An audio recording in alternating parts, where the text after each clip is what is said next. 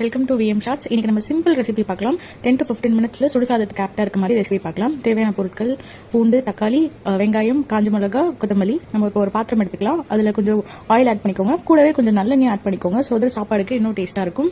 அது கூட ஃபர்ஸ்ட் பூண்டை நல்லா வதக்கி எடுத்துக்கோங்க. ப்ரௌனிஷா ஆனதுக்கு அப்புறம் தென் பூண்டு வதங்கினதுக்கு அப்புறமா காஞ்ச மிளகா போட்டுக்கோங்க. ஜஸ்ட் ஒரு 2 மினிட்ஸ்ல அதையும் வதக்கி அதையும் தனியாக எடுத்துக்கோங்க. அதுக்கப்புறம் நம்ம நறுக்கி வச்சிருந்த வெங்காயத்தையும் ஆட் பண்ணிக்கோங்க. நல்லா வெங்காயம் வந்து ப்ரௌனிஷா மாறணும். ப்ரௌனா மாறணும்னே அதையுமே எடுத்து வச்சிருங்க. அண்ட் தென் தக்காளி, தேவையான அளவு தக்காளியும் போட்டு அதையுமே நல்லா வதங்கினதுக்கு அப்புறமா அதையும் நம்ம ஆல்ரெடி வதக்கி வச்சிருந்ததோட ஆட் பண்ணிக்கோங்க. இப்போ இது எல்லாமே சேர்த்து நம்ம கையில பிசைஞ்சாலும் நீங்க பிசைஞ்சுக்கோங்க. நான் இந்த இடிக்கல் வச்சிருந்தேன். ஸோ அதுலயே வந்து நான் எவ்வளவு தேவையான அளவு மசிச்சுட்டேன். மசிக்கும் போது நீங்க தேவையான அளவு அது கூடவே உப்பும் ஆட் பண்ணிக்கோங்க. ஸோ அதை ஆட் பண்ணிட்டு இது கூட நீங்க தேவையான ஏதாவது ஆட் பண்றது மிளகாத்தூள் ஆட் பண்ணிக்கலாம். அப்படி இல்லைன்னா இந்த ரா டேஸ்டே பிடிக்கும் அப்படின்னா நீங்க இதுவே எனஃப் நிறுத்திக்கலாம். ஸோ நல்ல ஒரு அளவுக்கு சொரசொரப்பா மையா அரைஞ்சதுக்கு அப்புறம் அது கூட நம்ம கட் பண்ணி வச்ச கொத்தமல்லியும் ஆட் பண்ணிக்கோங்க. ஸோ 2 முட்டை அவிச்சு அது ஆஃபா கட் பண்ணி அந்த மசாலா கூட ஆட் பண்ணிக்கோங்க. ஸோ ஆட் பண்ணிட்டு சுடுசாதத்துல ட்ரை பண்ணி பாருங்க. சூப்பரா இருக்கும். ட்ரை பண்ணிட்டு சொல்லுங்க. தேங்க்யூ.